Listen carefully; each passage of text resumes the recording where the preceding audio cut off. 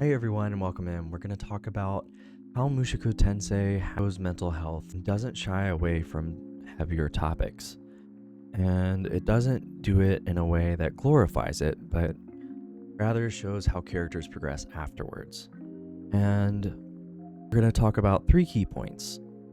And one is trauma, and then we'll go over loss and grief. So let's go ahead and start with trauma. In the first couple episodes, we have Rudius, who is still scared to go outside because of what happened to him in his, I think it was junior high days in his previous life, and it's due to his magic lessons with Roxy when he's a kid that help him take those first steps. And he gets a little more comfortable after Roxy forces him to do the lessons outside, but it's when he gets to his final exam that he finally is able to overcome this fear of leaving the house and not feeling safe. And so it's through that we see Rudius. Of course, it's against his will, but he's forced to go and teach Eris and Fitoa really far away from his home, and he actually handles it really bravely.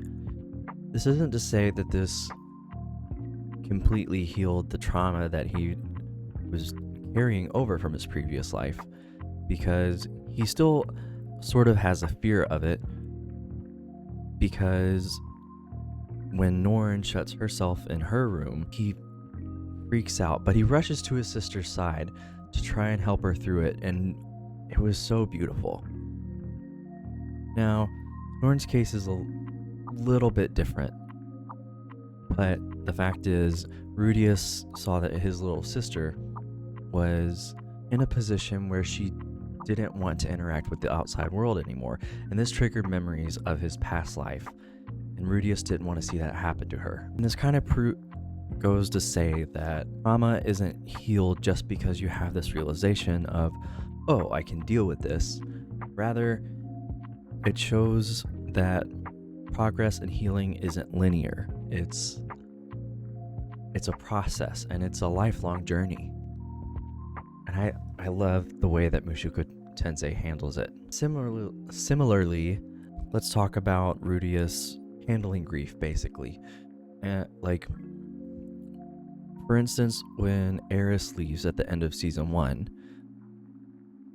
he immediately reverts back to his old shut-in ways, not moving from the bed, just laying there. They didn't show him eating, so I'm assuming he didn't eat. And it's not until he remembers, wait, I have something to do. I have a family to look for. He picks up and he continues to search for his family.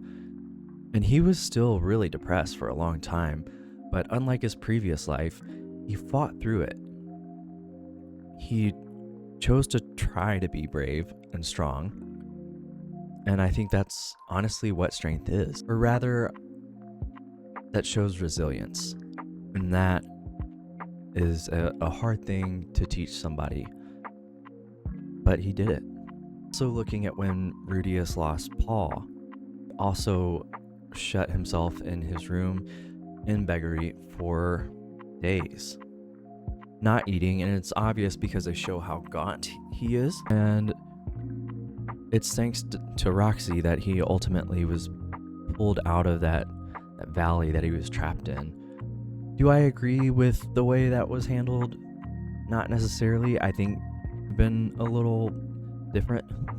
He still came out of it and learned a valuable lesson from it. Anyways, that's gonna do it for today. Let me know what your favorite moments of grief or trauma are in the comments that are shown in Mushoku Tensei. Or if you have any other anime recommendations, feel free to let me know. Thanks for watching. I'll see you next time.